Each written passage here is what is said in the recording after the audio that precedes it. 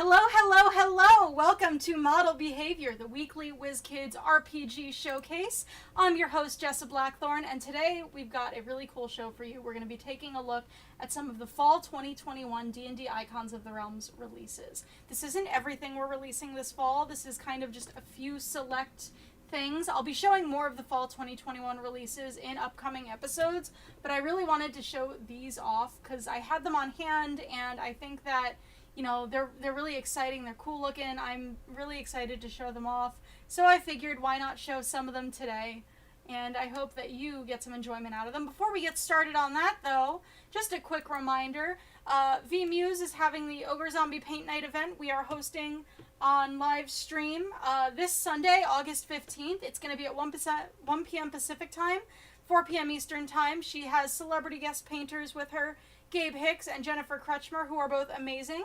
You can pick up the Ogre Zombie Paint Night kit at your friendly local game store, and as you're painting during the event, you can share your progress with hashtag WKPaintParty4, and I highly recommend you get the Paint Night kit. If you have the Ogre Zombie already, even if you do, get the Paint Night kit. The Paint Night kit has all the colors they're going to be using. It has a palette, it has the brushes, it has a little cup for your water, and it has another figure. So you're definitely going to want to have that on hand. It really adds to the whole experience. And these Paint Night events are always a lot of fun. I'm hoping to be able to tune in so that I can also participate in paint, but it's going to be a great time. Like I said, this Sunday, 1 p.m. Pacific, 4 p.m. Eastern, definitely tune in and check it out. I hope you'll be there. I'll be there. Let's hang out. Let's paint together. It's going to be a lot of fun. It's going to be a great time. But without any further ado, why don't we get into this week's RPG showcase for the D&D Icons of the Realms premium miniatures. We have the Orc Warband, we have an Archdevil, and I'm so excited to show them all to you. So let's get started. Like I said, we're starting off with the premium miniatures, which are available this fall. Now, we've been doing this line of premium miniatures for a while. They take some of the sculpts from our unpainted line, and we release them as pre-painted figures. So if you're someone who maybe you don't really feel comfortable painting, but you really like the figures, these are a great option for you because they do come pre-painted. So this is wave 7. We've done 6 other waves of this, and these are coming out this fall. Of course, we're starting with the half-elf bard. I play a bard in most campaigns. I'm a musician, I'm a singer, I'm a performer, so I really like the bard, and I really like this bard in particular because, there's a sword, there's the magic spell that they're casting, and the lute is still there, the musical instrument is still there, but I like that it kind of suggests that a bard can contribute a lot more to the party than just being a musician, just being a support role. I really appreciate that as someone who does play a bard a lot. It's a great figure. Next up, we have the Dwarf Wizard, and I absolutely love this figure. I think it has so much character. I love the colors they chose for it. I think it's very vibrant, very bright, very fun. It's just, I find it to be really great. I love the way they painted it, and the sculpt, again, already has a lot of character, a lot of energy. So it's great in a lot of different respects, and this is probably one of my favorites from this wave of premium miniatures. I should mention that premium miniatures do have a slightly higher price point than our unpainted. The premium miniatures are $7.99 each, but they're worth every penny. They look great, they're beautifully painted, and they come with the bases, so you glue them on the bases, and I just love them. Next up, we have the Elf Ranger, and I really like this Elf Ranger. He's got a bird, and he's not just an archer, which a lot of rangers tend to lean towards archer, and that's totally fine. I totally understand that. But I like when the characters have a different flavor. I like when they do something unexpected with the class that they've chosen, and I feel like that's, you see that actually a lot in this particular wave of the premium miniatures, and I think especially the Elf Ranger, you have the Bard from earlier, they really show other ways that these classes can contribute to your party, to your D&D experience. And then next up, we have the Human Paladin. This is a classic Paladin type character. You have the heavy armor. You have him waving the sword in the air, wailing out a battle cry. He's ready to go. He's ready to fight, and it really is an awesome figure with an awesome paint job. My phone may have captured some of the color details a little more than you would see in real life, but you know, it's a fantastic. It has the metallic paint, which I think the metallic paint really adds to, oh, this is, you know, someone who's ready to go to fight and ready to go to war, and that, I feel like it's a great reflection of that. Next up, we have a human fighter, and I really love this human fighter. Again, you see a lot of different, you don't necessarily see the expected in a lot of this. You know, when you think, you know, human fighter, I don't know that you would initially think of this, and I find that this character type is something that should be represented in D&D, and something that, you know, we should see more of, because it is a perfectly valid representation of a fighter, and a really exciting way to interpret a fighter that's not just, you know, sword and shield, you know, armor fighter, and I love this. I think it's fantastic. Next up, we have the human druid. Now, I've actually painted one of this, the unpainted one of this, and I really like this figure. You know, she's holding a squirrel, and I love small, cute animals. As, you know, if you watch Much Ado About Gaming, you would know that I love small, cute animals, and so I really love this druid. She's got the really nice kind of green, but it's a fall kind of green color scheme. And that, you know, it is very much the classic kind of druid doing, you know, fixating on nature, and really just, it's beautiful. Next up, we have the shifter rogue. Shifters are, of course, one of the kind of newer races in 5e, and not new, but newer. And so I love seeing that we're actually pursuing those with the premium miniatures, and this one is just fantastic. It has a lot of character. The thing with shifter is it's kind of hard to represent because they are kind of, you know, shape changers, and I feel like this one does feel like it's not a traditional of any other. So she doesn't necessarily seem human, doesn't seem like an elf. It's clearly something unique, and I really like that. Next up, we have the elf sorcerer. This is also one of my favorites in the set. I think it's so beautifully painted. You know, the character looks beautiful. She has her, you know, staff ready to go. There's something about the lines on this one that I really, really love. It's very elegant. It's very, you know, classic. And even though, you know, I've just been saying, like, doing new and interesting things is really important, I also really do love the classic aesthetics sometimes, and this one I feel like is a very classic kind of elven sorcerer,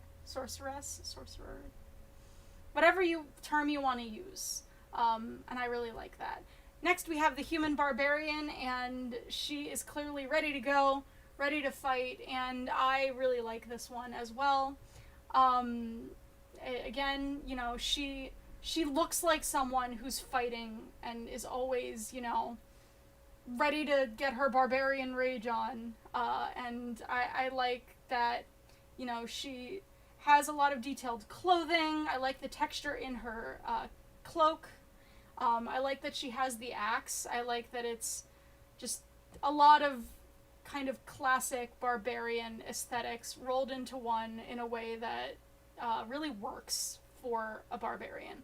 And last up, we have the Warforged fighter. Now, I'm actually currently in an Eberron campaign, and we have a Warforged in our party, and I think that the player who plays as the Warforged in my current campaign would absolutely love this figure. You know, it's a Warforged. They're not really robots. I guess they're constructs, but it has the kind of, it doesn't feel stiff. That's what I'm getting at. You know, he has a lot of movement in the way the figure is sculpted, and in the way it's painted, it feels like someone who's moving. And I really like that it doesn't look stiff, and I've liked that about our Warforged sculpts in the past as well. So this is just, you can kind of get a look at all of the figures in the set. I kind of put them on a rotating platform so you could just see each of them, you know, one after the other. So we just had the human druid. This is, of course, like I said, the elf sorcerer. Then we have the half-elf bard coming up next. And then after the half-elf bard, we've got, again, the dwarf wizard, which I just absolutely love. I get excited every time I see it because it just looks fantastic.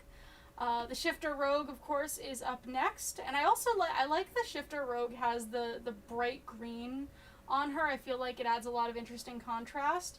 We have that awesome human fighter with the spear. Next up, we have the elf ranger who has the bird on his hand, ready to go and, you know, help out however necessary.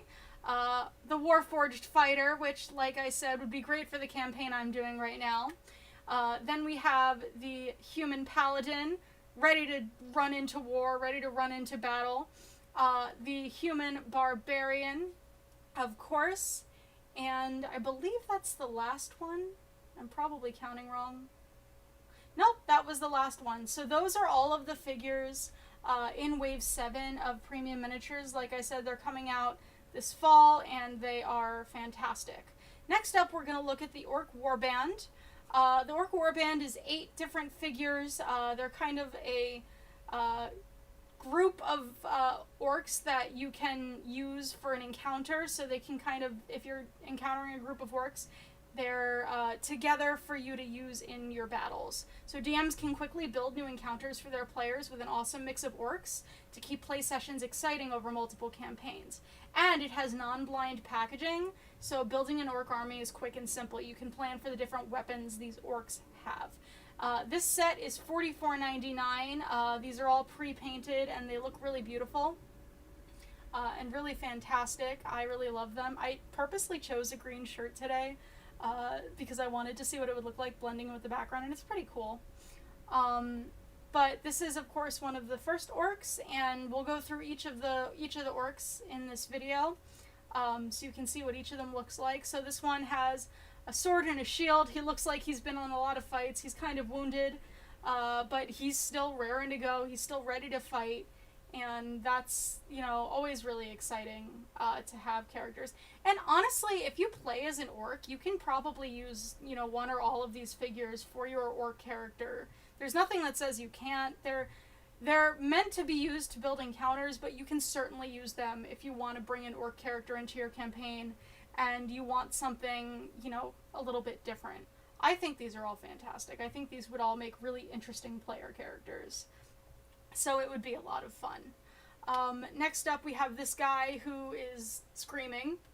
Every time I see this figure, I just think, wow, he's really mad. And I mean, he kind of is. I know barbarians don't generally use shields, but I feel like I would have him as an orc barbarian if I were to use this figure in a campaign, just because of how much energy the figure has.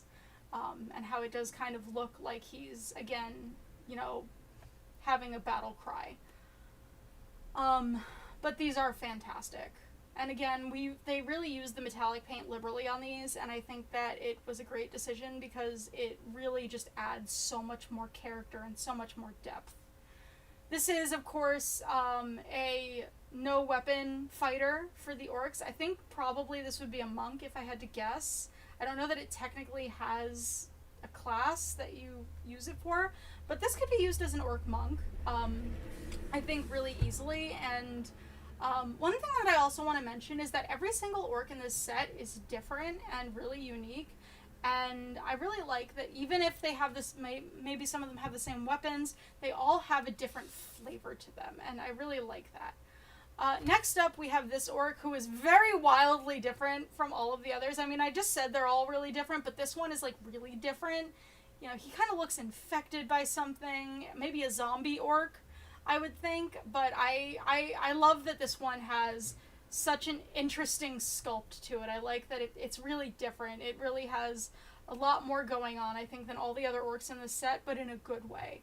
And again, if you're, you know, throwing a zombie orc onto the table, you can do that. I don't know that you can officially make a zombie orc as your PC, but why not? You know, you could do that if you figure it out.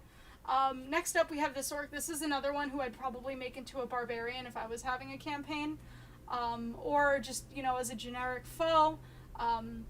This orc is great for that. As you can see, every single one of these orcs, like I said, they're really unique. They have really different sculpts, different color schemes. They feel like they could be generic, but none of them is individually generic. And I think that's really hard to do when you're making a set of characters for Encounter, but I think that WizKids did a really good job of doing that for this particular set. So I think that's something that, you know, it's worth calling out because it's just great. And of course we have this guy who, if you've ever seen, or if you're familiar with the story of Aladdin, he looks like an orc who could be in that world, and I really like that. Again, battle cries are so big with orcs, generally in their characterizations, and this one is, you know, ready to go. His sword kind of looks like a scimitar, which I think is really cool. Oh no, the video just froze. Hold on.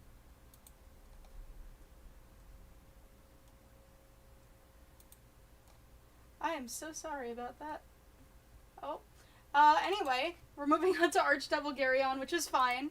Archdevil Garyon is another fall 2021 release. He is $49.99, and I'm just going to kind of read some of the flavor here, because I wasn't familiar with this. He's big in the Forgotten Realms, but I'm not super familiar with the Archdevil characters, so I thought I would share this with you. Garyon's ferocity serves him well in Stygia's frozen waste, but it also has limited his ability to collect souls and forge an effective hierarchy. Sages who study the Nine Hells believe that the battle for control of Stygia is a test staged by Asmodeus in hopes of purging the worst impulses from both Garyon and Levistus, or at the very least opening the door for a competent replacement from both ranks. So this is really an amazing figure.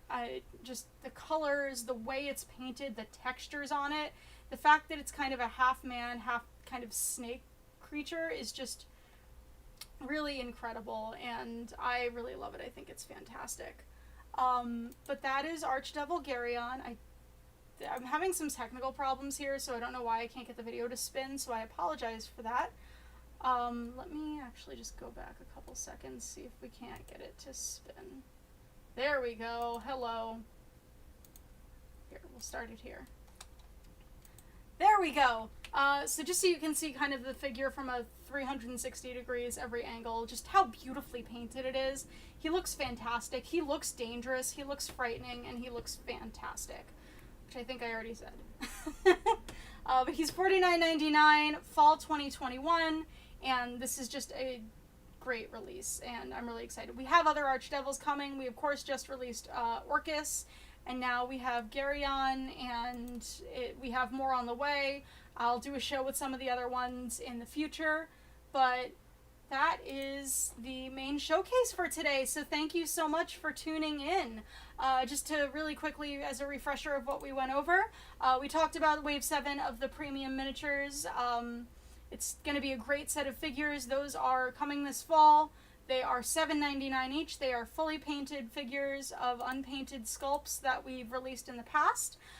We have the Orc Warband, which is a set of 8 figures. It's $44.99, and it's great to build your encounters with. It's got some diverse orcs for you to use when you're having an encounter, or as player characters if you want. And then, of course, we had Archdevil Garyon, who is a frightening Archdevil character, and a wonderful, amazing sculpt, and really fantastic. Thank you so much for tuning in for today's show. We don't have a fan feature this week. We will have one next week, so definitely if you're interested in submitting to the fan feature, please definitely consider doing so. You can find the instructions for how to do that below me, so check that out. And remember, just one more time, one last reminder, the Ogre Zombie Paint Night event livestream is on Sunday with V Muse, Gabe Hicks, and Jennifer Kretschmer. It is Sunday, August 15th at 1 p.m. Pacific, 4 p.m. Eastern. Head to your friendly local game store, get the Paint Night kit for the Ogre Zombie, tune in, have fun, share your paint sculpts with the hashtag, and that is it for today's show. I hope you have a wonderful week. Thank you for tuning in. Be sure to tune in to Much Ado About Gaming next Tuesday at noon, and then tune in for the show every Wednesday at noon. Have a great week. Stay safe. Stay healthy. I love you. WizKids loves you. Thanks for watching. Bye.